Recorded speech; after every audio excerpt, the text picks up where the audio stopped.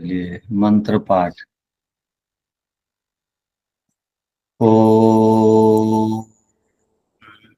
सहना भवतु सहनौ भुनक्तु सह वीर्यं करवावहै तेजस्विनावधीतमस्तु मा विद्विषावहै। ओम शांति शांति शांति। प्रथम अध्याय के अंतिम सूत्र को देखिए।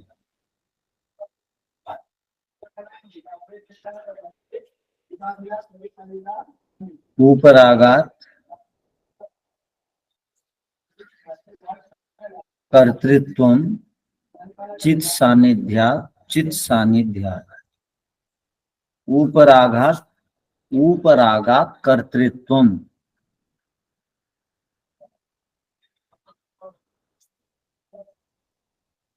उससे पहले भूमिका में देखिए अथ इदानीम,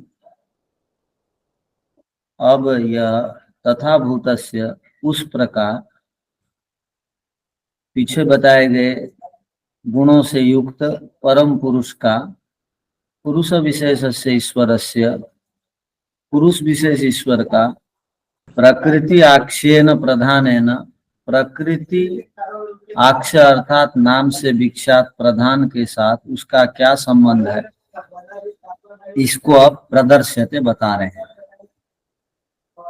अर्थात प्रधान नाम से विख्यात प्रकृति जो है वो प्रधान नाम से जाना जाता है।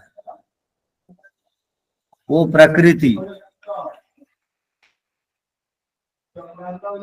के साथ ईश्वर का क्या संबंध है, तो अब एक एक शब्द यहाँ पर स्पष्ट करते हैं सूत्र की व्याख्या में। ऊपर आघात का अर्थ संबंध होने से,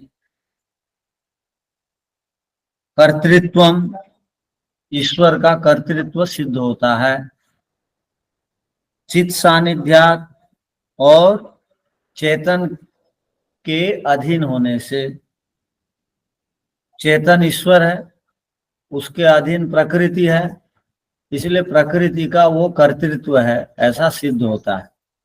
तो दो बातों से ये पता लगता है कि ईश्वर करता है प्रकृति का, अर्थात प्रकृति से बनने वाली सृष्टि के ईश्वर करता है ऐसा सिद्ध होता है।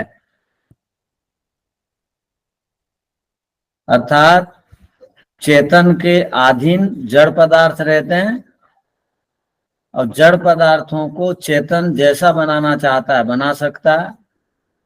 तो चेतन के अधीन होने से पहली बात।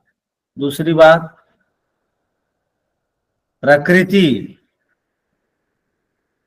सदा ईश्वर के समीप में रहती है, इसलिए प्रकृति सदा ईश्वर के सम्मुख में रहती है, समीप रहती है, संबंधित रहती है, इसीलिए प्रकृति से सृष्टि ईश्वर बनाते हैं। इसलिए ईश्वर कर्ता है सृष्टि के, उनका कर्तापन सिद्ध होता है। गौण रूप से यहाँ पर प्रकृति को भी कर्ता कहा गया है। जैसे हम लोग क्या बोलते हैं, हमारी घर की आग बहुत बढ़िया जलती है, हमारे घर में एसी जो है बहुत बढ़िया चलती है, बोलते हैं। हाँ, हमारे घर की गाड़ी बहुत बढ़िया चलती है। तो जो चलती है बोलते हैं जड़ पदार्थों को, वो स्वयं नहीं चलते किंतु चलती है बोलते हैं, वो चेतन के कारण। तो प्रकृति से ये सृष्टि बढ़िया बनी है, देखो इसका अर्थ है चेतन ने प्रकृति से सृष्टि को बनाया। मुख्य गौण अर्थ में हम बोल सकते हैं प्रकृति से ये सृष्टि बनी, कोई असुविधा नहीं। किंतु आप बोल बोल करके ऐसा संस्कार मत बना दीजिए कि प्रकृति ही मूल कारण है सृष्टि का सब।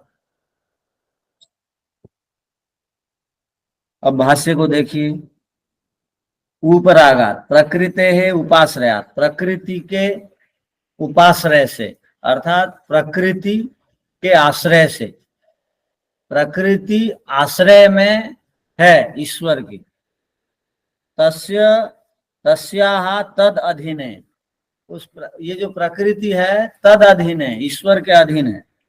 वर्तमानत्वात्, वर्तमान में। पुरुष विशेष ईश्वरस्य, पुरुष विशेष के अधीन है, ये बोल रहे हैं। इसलिए कर्तृत्वम, सृष्टि कर्तृत्वम भवति, सृष्टि का कर्ता सिद्ध होता है ईश्वर। यथोक्तम, कहा गया है, एकम रूपम बहुधा यह करोति, एक प्रकृति से ईश्वर उसके समान बहुत सारे जड़ पदार्थों को बनाते हैं। एकम रूपम, एक से वो बहुत पदार्थ बनाते हैं। जैसे एक आटा से हम लोग पूड़ी बनाते हैं, रोटी बनाते हैं, पराठा बनाते हैं, और क्या बनाते हैं, चूरमा बनाते हैं, और क्या बनाते हैं, सब बनाते हैं। आपको बहुत पता है खाने का नाम, तो वो सब बनाते हैं एक पदार्थ से। तो तो सृष्टि कर्तृत्व, सृष्टि का कर्तापन सिद्ध होता है। तो एक प्रकृति से बहुत प्रकार के रूप वाले, रस वाले, शब्द वाले, गंध वाले, स्पर्श वाले पदार्थों को भगवान बनाते हैं। कितनों के रूप देते हैं, कितनों को अलग अलग आवास देते हैं, मानना पड़ेगा। तो भी ईश्वर में मन नहीं लगेगा तो क्या कहें। तथा च, और भी कहा गया, क्या, चित्त सानिध्या, चित्त चेतनस्य, चित्त जो है वो चेतन को बोलते हैं। पुरुष विशेष से ईश्वर से, पुरुष विशेष ईश्वर का सन्निधान संबंधात, सन्निधान मान बिल्कुल समीप संबंध होने से, संसर्गा, संसर्ग संबंध होने से, समावेश संबंधा, उसके अंदर समाविष्ट है ईश्वर। प्रकृति के कण कण में, आत्मा के छोर छोर में, इस पार से लेकर उस पार में ईश्वर, वो तो पूरा ठूस ठूस करके भरे हुए हैं, माने ठूस ठूस करके भरे हुए हैं, थोड़ा भी जगह खाली नहीं है, ईश्वर इतने भरे हुए हैं। भवती कर्तृत्व, इसलिए वो कर्तृत्व, कर्तापन है। प्रधानस्य प्रकृति आख्यस्य अव्यक्तस्य इति उत्तर सूत्रेण, वो बाद में एक सूत्र आएगा, उसको उत्तर सूत्र बोलते हैं। पीछे जो सूत्र चलेंगे उनको पूर्व सूत्र बोलते हैं। तो बाद में जो सूत्र आएगा वो कौन सा अध्याय का होगा, द्वितीय अध्याय का। द्वितीय अध्याय का। तो द्वितीय अध्याय का प्रथम सूत्र में हम लोग प्रधान शब्द सुनेंगे। वो प्रधान शब्द को अनुवृत्ति जो है तीन प्रकार से होती है। एक, पहले की बात नीचे नीचे जाती है, उसको अनुवृत्ति बोलते हैं। अब आगे की बात पीछे आती है, उसको अनुवृत्ति बोलते हैं, उत्कर्ष अनुवृत्ति। क्या बोलते हैं, उत्कर्ष, उत्कर्ष अनुवृत्ति। और कूद कूद कर जाती है अनुवृत्ति, उसको बोलते हैं मंडूक प्लुत अनुवृत्ति। मंडूक बोलते हैं मेढक को। वो मेढक जो है सट सट करके नहीं जाता, वो बीच में जगह खाली करके कूदता है, तो वो मंडूक प्लुत अनुवृत्ति।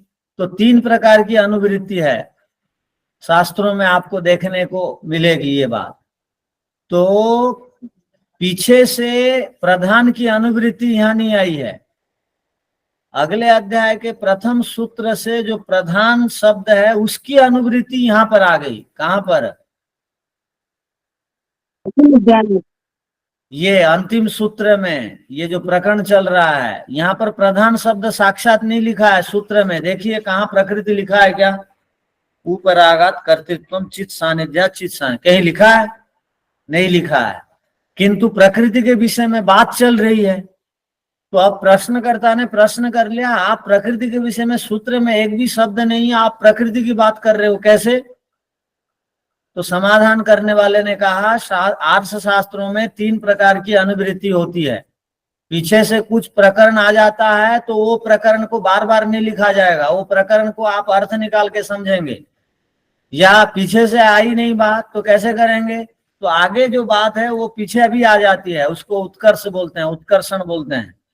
या तो कूद कूद करके कोई प्रश्न कर देगा पीछे सूत्र से, तो उसके बाद वाले में तो वो बात नहीं आई, दो सूत्र छोड़ के कैसे आई? तो वो भी एक अनुवृत्ति है कूद करके आने का।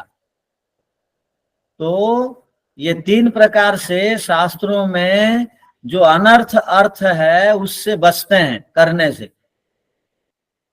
अगर ये बात बिना जाने कोई दर्शन पढ़ लेगा तो उल्टा सुल्टा अर्थ करेगा। जैसे वेद की परंपरा को बिना पढ़े ईसाई लोग बोलते हैं ईसावास्यम इदम सर्वम, वहां पर ईसा का शब्द है बोलते हैं, ईसा का अर्थ हमारे यीशु कृष्ण का शब्द वेद में है बोलते हैं। तो वो अगर विधिवत आप लोग जैसे वेद पढ़ते तो ऐसे साहस नहीं करते। अब कबीर वाले क्या बोलते हैं? कबीर मनीषी, कबीर का नाम है बोलते हैं, वो कबीर मनीषी शब्द में कवि का नाम है, कबीर का बोलते हैं। वेद यदि क्रमशः कोई पढ़ता तो ऐसे अनर्थ अर्थ नहीं बताता।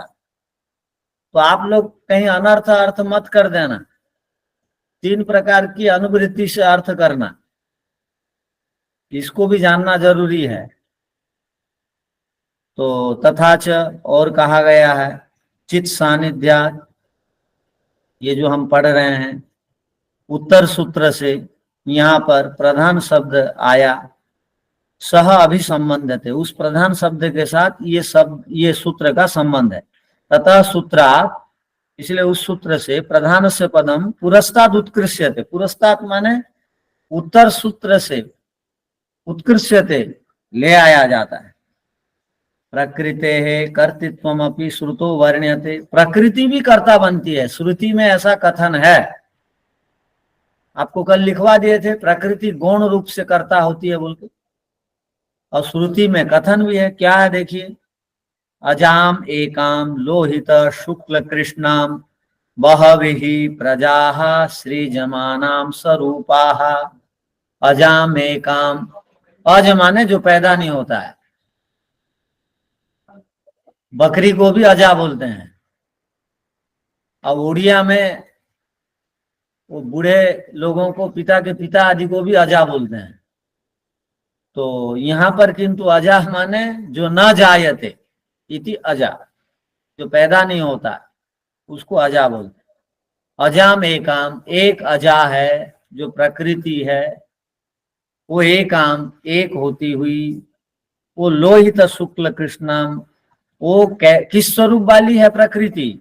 तो कहा लोहित, लोहित कहते हैं रजोगुण को, शुक्ल कहते हैं सत्व गुण को, कृष्णाम कहते हैं तमोगुण को। वो इस स्वरूप वाली है, तीन रूप वाली है।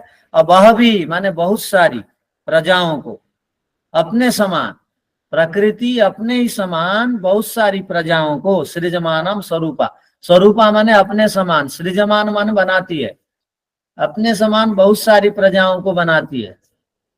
इससे सहमत हैं आप? प्रकृति अपने समान बहुत सारी प्रजाओं को बनाती है,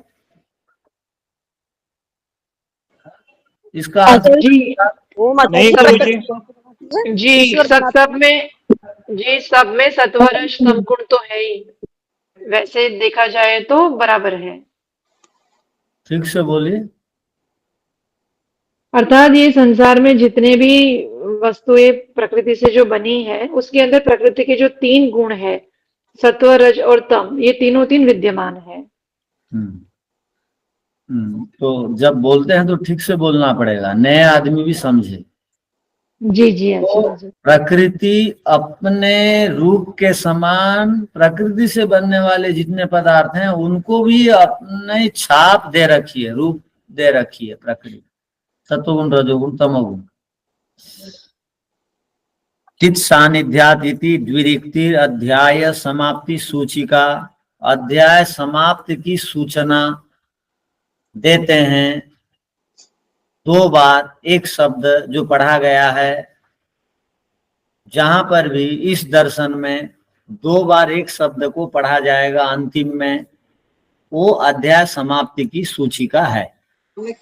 समाप्त माने समाप्त, सांख्य दर्शन है माने सांख्य दर्शन प्रथम अध्याय स्वामी ब्रह्ममुनि भाष्योपेत, स्वामी ब्रह्ममुनि जी के द्वारा किया गया भाष्य प्रथम अध्याय से संबंधित जो भाष्य है वो सूत्र और भाष्य का क्रम अब समाप्त होता है।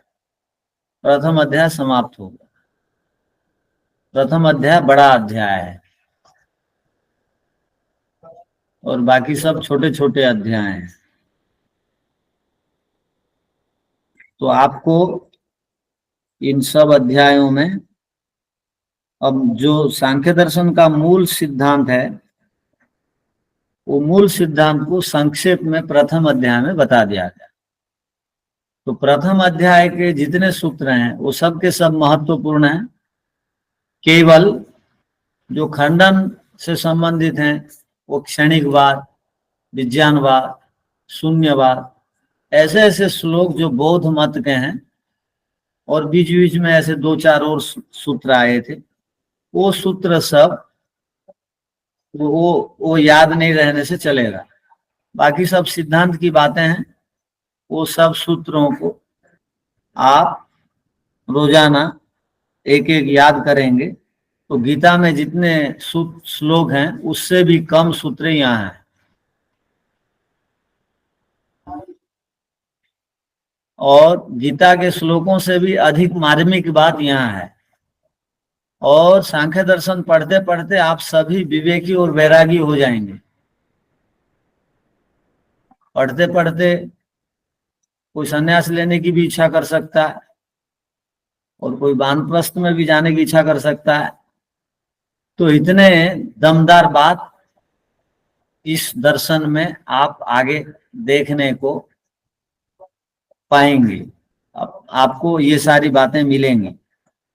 इसलिए इस दर्शन को बहुत ही गंभीरता से आप लोगों को देखने की आवश्यकता है। तो मूल बातें यहाँ पर आ गई। और जीवन का उद्देश्य क्या है वो सांख्य दर्शन के प्रारंभ में ही कह दिया गया। परम पुरुषार्थ करना जीवन का उद्देश्य है। घर बनाना, गाड़ी खरीदना, शादी होना, बच्चा पैदा करना, उनको योग्य बनाना, ये सब गौण पुरुषार्थ है। बिल्डिंग बनाना और कुछ भी करना, सांसारिक उपलब्धियों को प्राप्त करना, ये सब जीवन का परम उद्देश्य नहीं है। तो मूल उद्देश्य जो है 3 दुखों से बचना है। ये सांख्य दर्शन का अपना मूल उद्देश्य है। हे संसार के लोगों, तुम 3 दुखों से बच जाओ। यही सांख्यकार महर्षि कपिल का आह्वान है, उद्घोष है। उन्होंने समाधि में यही साक्षात्कार इस सिद्धांत को किए थे कि 3 दुखों से बच जाने से आप सब प्रकार के समस्याओं से बच जाएंगे। कोई भी नहीं चाहता है मैं जटिलताओं से, समस्याओं से हर समय ओतप्रोत रहूं। सब चाहते हैं मुक्त होना, शांति से रहना, अशांत वातावरण से सब हटना चाहते हैं। मांस मछली खाने वाला भी कभी जहां मांस मछली बेचते हैं या मांस मछली काटते हैं वहां घूमना भी नहीं जाना चाहता। क्यों? वहां इतना दूषित और दुर्गंध होता है। किंतु उसी को वो वहां घूमने नहीं जाना चाहता है, किंतु उसी को खरीद के खा लेता है। किंतु सब लोग कहाँ चाहते हैं घूमना जाने के लिए? बगीचा, फूल बगीचा, पार्क आदि घूमने जाना चाहते हैं। क्यों? वहां पर उनको कुछ शांति मिलती है, धुआं से विचारों की भी शांति मिलती है। घरों में 2-4 लोग रहते हैं, पति पत्नी, बच्चे और पोता पोती, या सबके घरों में कुत्ता आदि पालते हैं, वो सब रहते हैं। तो उन्हीं से लोग जो है अशांत रहते हैं, उससे कुछ दिन के लिए बचना चाहते हैं रोजाना। तो वो जाएंगे कहाँ? स्विट्जरलैंड लोग जाना चाहते हैं। क्यों? वहां प्राकृतिक वातावरण अधिक है, वहां बहुत साफ सफाई है। विदेशों में रोड के ऊपर थूक देने से भी जुर्माना देना पड़ता है।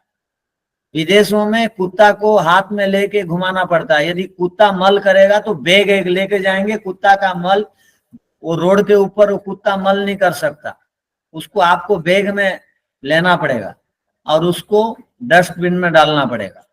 माने इतने साफ सफाई विदेश है, विदेश के जो अनुशासन है या वहां का शासन के जो नियम है, वहां पर इतनी निर्मलता और स्वच्छता है, भारत में नहीं है।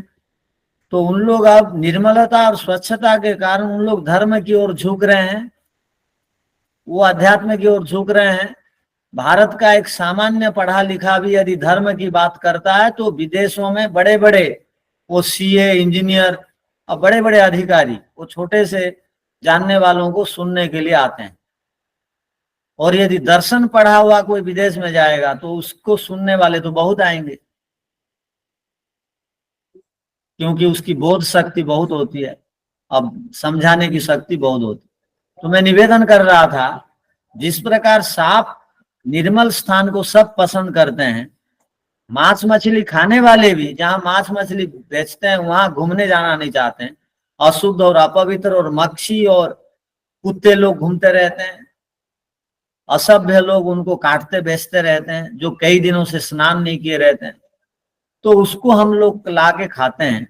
किंतु वहां कोई घूमना नहीं चाहते हैं, किंतु घूमने जाना चाहते हैं आरामों में, बगीचाओं में, पार्कों में, क्योंकि वहां शांति मिलती है। किंतु जो दर्शन में घूमने जाएगा उसको तो पार्क से भी अधिक शांति मिलेगी। दर्शनों के सूत्रों में जो चक्कर काटेगा रोजाना, हम बच्चों को लेकर के बाजार में चक्कर काटते हैं रोजाना,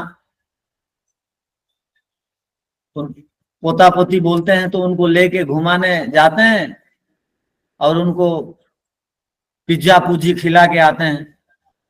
तो वैसा तो नहीं करना चाहिए, उनका स्वास्थ्य बचपन से ही खराब हो जाता है। तो किंतु हमको कहाँ घुमाना चाहिए? कार्यांतर ही विश्राम है कहा गया है। आराम हराम है, कार्यांतर ही विश्राम है। काम बदल देने को विश्राम कहते हैं। तो आप सूत्र पढ़ के थक गए तो श्लोक पढ़िए, सूत्र श्लोक पढ़ के थक गए तो मंत्र पढ़िए, और उसको पढ़ के थक गए तो कुछ देर के लिए शांति से बैठिए, उसको थक गए तो शास्त्रों के विषय में लिखिए, अभ्यास करिए, सूत्रों को लिखने की आदत डालिए। क्यों जरूरी है? क्योंकि अनादिकाल से हम लोग जन्म और मृत्यु को प्राप्त हुए हैं, अनादिकाल की वासनाएं हमारे अंदर हैं।